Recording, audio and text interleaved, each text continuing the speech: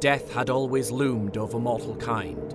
It has lurked upon every battlefield, stalked every plague-ridden household, and watched over every life from cradle to grave. Peasant and noble alike are made equal within its embrace, with none of them being able to escape it.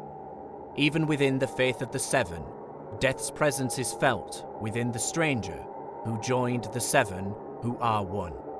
All men are fated to die, but not all are doomed to fear it. Aegor was one such man who did not fear death. Death had shadowed his existence since the day he was brought into a world that despised him and felt its cold disdain. Whether it was brought forth by his own hand or the hand of others, death loomed over the bastard of House Bracken. While weaker men quivered and panicked at the mere thought of their miserable lives ceasing to be, Aegor refused to submit, stubbornly remaining steadfast in the face of doom. Into each battle he dared the stranger to strike him down, carving a path of bloodshed and decimation across entire battlefields. Aegor awaited the stranger's champion to face him and determine his fate, whether that be surviving yet another day or facing damnation within the Seven Hells. Aegor had nothing to fear, both in this life and the next. For almost 40 years since the first Blackfyre rebellion, this had been Aegor's existence. Countless battles in foreign lands with his blade sold to the highest bidder. Under a banner of gold, Aegor brought together the exiles and wretches of the East to mould them into an army worthy for conquest. All of this for the goal to someday return to his homeland and put the rightful king upon the Iron Throne. Now, that goal had become beyond his reach, and the stranger had finally come to reap what is owed. In the centre of the Golden Company's war camp, Aegor Rivers is dying. His flesh had been pierced by a Tyroshi spearman, who dug the head of his weapon deep into Aegor's stomach. Whether by miracle or divine mockery, Aegor was dragged from the battlefield by his men and brought to safety, a glorious death denied to him. In his tent, the Captain General rests within what shall become his deathbed. He lays here alone, his lieutenants dismissed an hour prior, with his final declaration.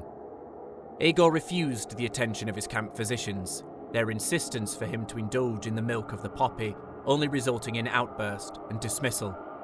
Aegor did not want his final hours to be muddled by poppy dreams. He wished to embrace the pain, a penance for being brought down so low and denied death upon the battlefield. Here he laid, Bittersteel, doomed to die in a foreign land without the glory of a warrior's death and the satisfaction of his vengeance unfulfilled. A pity. Now it was merely a matter of waiting. Aegor could feel the stranger sit by his bedside, watching over him like a long-lasting companion. As what remained of his will to live was drained from his body, death entangled around Aegor and squeezed at his mortal coil like a viper. Soon it will have strangled the last bit of life that remained inside of him. The stranger's gaze was not to be the only one placed upon Aegor as his end approached. Another watched from within the shadows of the tent, listening to every weakening breath and blood-laced cough that escaped from Aegor. While his strength was abandoning him, Aegor's mind remained. As his head remained cradled against a pillow, his eyes began to wander.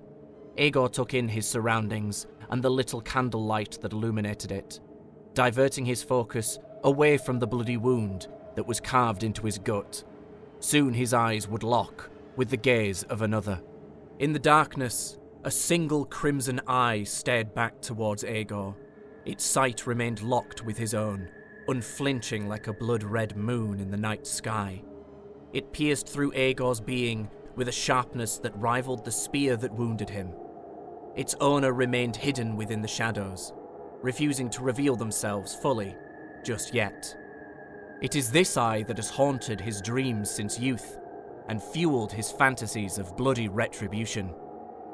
It has been the reason for his unbridled rage, and the cause that made him refine it. It is this eye whose twin he took upon a field painted red with the blood of their kin. And now it has come to witness Aegor's final moments. Aegor should have expected as much. A final mockery before the seven hells take him. With what strength remained in him, Aegor forced his body to sit upright. Like an injured stallion attempting to defy a broken leg, Aegor could only do so much as he attempted to reject the pain that radiated from his wound. The near unbearable pain of his wound lashed out against him until finally his back fell against the headboard of his bed with a hard thud. There Aegor rested, his ragged breath heralding aggressive and painful coughing fits that attempted to force out blood. Facing towards the intruder that had penetrated the sanctity of his tent, Aegor did not hesitate to lace his words with bitter resentment. Come out, damn it! If you're here to kill me, then do so like a man. Reveal yourself. No response was offered as silence ruled the moment. The Crimson Eye upheld its watch over Aegor, taking in the broken state of the Captain General and his attempts at showing what strength he still possessed. A strange form of satisfaction in seeing Aegor in such a state filled the Eye's owner. If he could, he would bask in his rival's misery for the rest of eternity. Footsteps broke the silence of the tent as a figure began to depart from the shadows that engulfed its distant corners. The form of a man, whose flesh was as white as the first fallen snow of winter, revealed himself. His hair, long and pale, flowed down his shoulders and hung against weathered black armor. His face was aged and weathered by the passage of time, with scars cutting along it like cracks in glass. Its centerpiece, a crimson eye that felt capable of piercing the souls of men to unravel what secret they hid. This face was all too familiar to Aegor, for the privilege of seeing it beaten and bloodied had evaded him these many years. At the very end of Aegor's life, Bloodraven has come to haunt him one final time. I have no need for killing you. Fate has already arranged for such an outcome without my influence. Reaching the end of Aegor's bed, Brynden stood stiff-backed. His fur cloak shrouded his form as his posture was relaxed and disconnected from his surroundings. He watched with an emotionless gaze as Aegor continued to struggle within his bed, his breath erratic and his body fighting against itself. Ease yourself. There is no point in struggling. Oh, shut it. Have you come to claim the satisfaction of seeing me die firsthand? Does it matter if I have? I doubt you'd be satisfied with any answer I offer. Brynden was not wrong. Aegor was in a state where little could please him. To hear anything from Brynden, truth or otherwise, would only leave Aegor just as miserable as he started. Aegor's eyes lingered upon Brynden, taking in the aged face of his rival before focusing on the attire he wore. It was as dark as a starless night, contrasting greatly with the abnormality of Brynden's pale skin, scarred and beaten by harsh winter winds. It was an armor suitable only for the miserable existence beyond the wall. I heard you joined the Night's Watch years back. Wasn't sure if it were true or not. What do you know then? A deserter? Alongside a kinslayer? My time in the Watch has not yet ended. My departure will come when the gods see fit for it. Then why are you here? Should be freezing your prick off on that damnable wall. I am here because you and I are the last of our father's children. I saw it as only fitting to be the one who witnesses your departure from this world. I'm sure there's some miserable old Crownlander somewhere still kicking. Doubtful. The great spring sickness cleaned the slate. It is now only you and I. Even if we are the last, what makes you think I wish to waste my final moments tolerating you? From what I can see, you have little choice on the matter. I can call for me men right now and have them cut you down. You and I both know you wouldn't want anyone else to claim the privilege of killing me. You're too stubborn for that. Fuck you. Brynden's hand hovered towards one of the bedposts, gently resting upon the smooth wood carved into a sphere-like shape. He could see the fire burning within Aegor's eyes as he trespassed upon the man's domain. No different to the territorial nature of a bear defending its den. He could not help but take in this moment, and what was before him. Bittersteel, terror of the disputed lands, and herald of the Blackfyre cause, squirming within his deathbed, powerless and longing to rise up and wield his sword one last time in a glorious final duel against his rival. It truly was a divine sight for Brynden, who revelled in it. I witnessed your men working the camp's forge. They brought to it gold, and have begun to melt it down. Was that by your request? Aye. My final request as the Captain General, with the Peaks seeing it through. They are to take my skull and cover it in gold before mounting it on top one of the banners. The reason? To finish what I started. In death, what remains of me will be carried across the narrow sea as the banner of the Golden Company, and lay witness to a Blackfyre ascend the throne. Persistent as always, I see. And what else is there for me to do? I'll be damned if I stop now, after having everything taken away from me. You have no one to blame but yourself.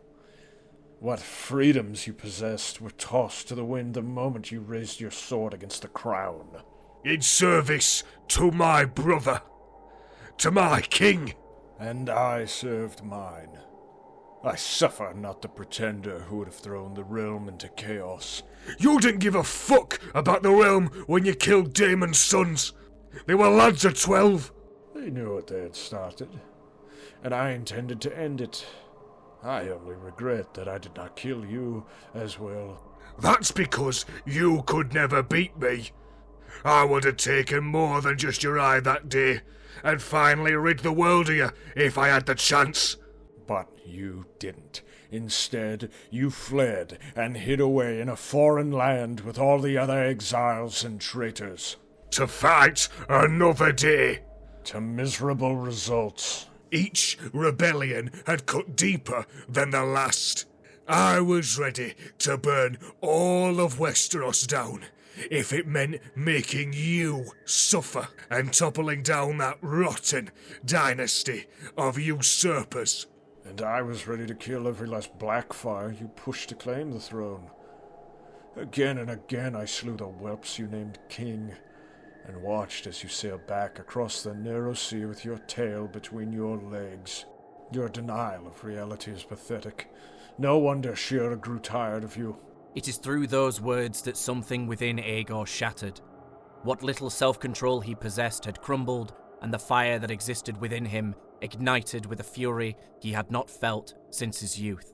Without warning, Aegor swiftly reached for the candle that rested by his bedside and gripped its iron holder. He hurled it towards Brynden, who, with all his foresight, just barely moved out of the way of being struck. The iron holder tumbled across the ground with the flame of the candle being snuffed out, taking away what little light remained in the tent. You took Shira away from me. That decision was all her own to make. She was meant to be mine. She never loved you. At times, I think she never loved either of us. But she chose you. A wretched, pale-skinned runt, born to a Blackwood whore. Father should have strangled you with your own cord, than to let an abomination like you live. Aegor struggled to fight back against the coughing fit that had enveloped him. Droplets of blood landed across his chest before his hand moved to cover his mouth and hold back the onslaught. All Brynden could do was watch as Aegor's final act of defiance was diminished. When Aegor's body finally began to relax, he was left exhausted. Each weakened breath was followed by harsh wheezing as his chest slowly rose and fell. His eyes glistened with a wetness, whether from the strain of his ailment or from a deeper emotional thought. They stared off into the void of the tent, ignoring Brynden's presence. You were given everything, while you were raised in court by father's side. I was banished to Stonehenge for the sins of me grandsire. Nothing was given to me. I earned what I had through my own strength. Even as the world desired to cast me aside, I witnessed the humiliation of my mother and her name, all because the lustful bastard favoured your mother over mine. Even when I finally came to court, I still fought for everything that were rightfully meant to be mine, only for it all to be taken away from me, again and again. There was only one man that understood my struggle, Damon, the only brother that mattered to me, the only one who cared. I would have given my life tenfold to save him and his sons on the red grass. He was a good man, and he was better than either of us. Slowly, Aegor's eyes finally rested upon Brynden, who had remained where he stood, with his focus placed upon his half-brother as he spoke. Brynden's face was emotionless, still as stone and cold as the far north. It offered neither sympathy nor mockery, a counter to the conflicting emotions that formed across Aegor's face, divided between rage and sorrow. Both men have experienced years of antagonization against one another, with it all coming to a sudden halt. The two were forced to embrace the moment that now binded them. You took away from me the only woman I loved, and the brother I would have died for. For this, I will forever hate you, and if the gods would allow it, I will gladly drag you down to the 7 hells with me. The feeling is mutual. Silence once again overtook the moment, with the exception of the heavy breathing that escaped from Aegor. What little energy he once possessed in his moment of wrath was now drained from him. Aegor's body once again slumped back against the headboard of his bed, his mouth left open to allow in more air, while the wound that marked his stomach was placed on full display. The bandages that were wrapped around Aegor's stomach had become stained crimson, and the scent of death spoiled the air around it. Brynden, in all his disdain for the man before him, felt a faint thought form within his mind. This thought, a heretical epiphany, lingered only for the shortest moment before being cast away. Its existence, though, was enough to be forged into words and slip between his lips. Do you think that in another life, you and I could have truly been brothers beyond the blood that binds us? No response was offered to Brynden's words. All that was given was the silent gaze of Aegor, who struggled to keep his consciousness and to not fade into the void. The look within his eyes said it all. Disdain, disbelief, and rejection of such words after all that has taken place. Brynden recognized this as he continued. It is a foolish notion, I shall admit. To waste time theorizing on a more ideal world is pointless. In a rare moment of agreeance, Aegor's head slowly nodded towards Brynden. Swallowing hard, Aegor forced himself to speak once again. What's done is done. There's no point in thinking of what could have been. I've abandoned such desires long ago. Submitting to his approaching demise, Aegor began to move to lay his body flat against the bed, with the exception of his head. It remained supported by a pillow, as his gaze wandered away from Brynden. For a split second, Brynden could see a glimmer of an emotion he had never seen Aegor express before. Acceptance. If this is to be my end, then so be it. I may die, but my fight will live on.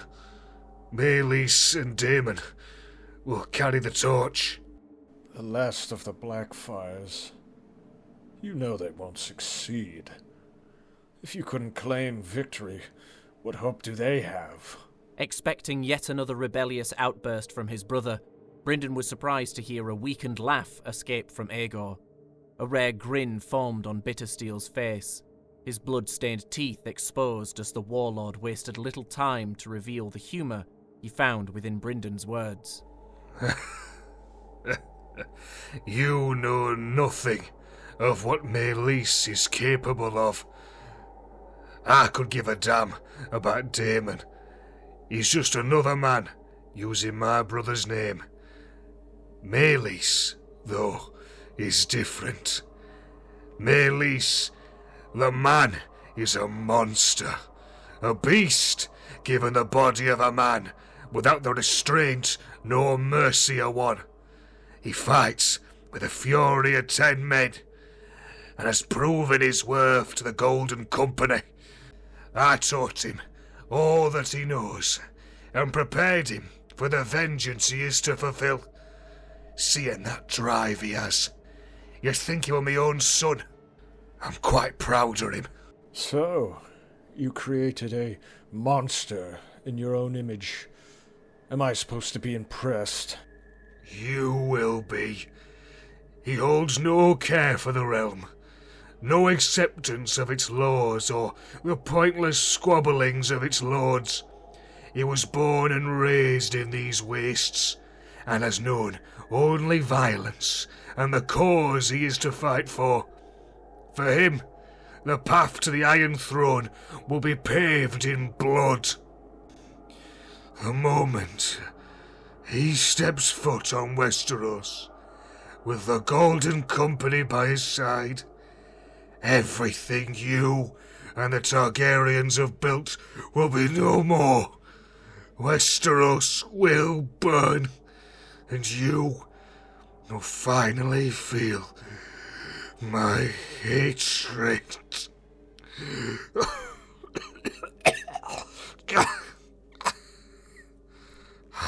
With every word that escaped from Aegor, his death came ever more closer.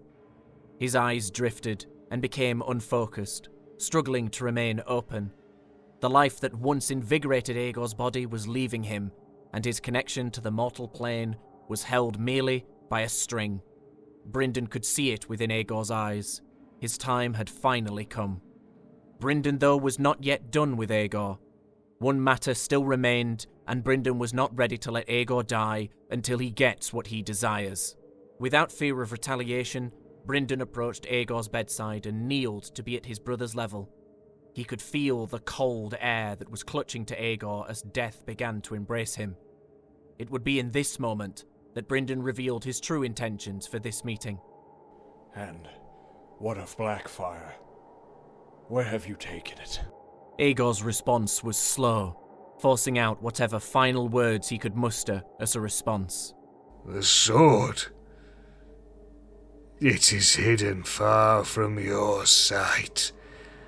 Neither you or the pretenders will ever find it. May it remain hidden for the day the rightful king can claim it.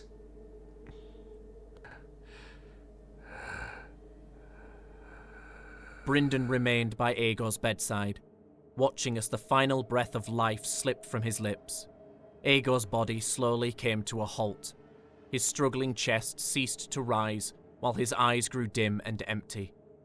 All that remained now was a body, empty and hollow with the soul that once inhabited, now sent to be judged by the gods.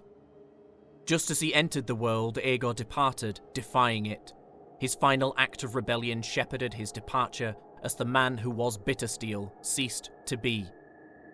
Even as Brynden rose to his feet, he remained standing by Aegor's bedside, where he took in the sight that was before him.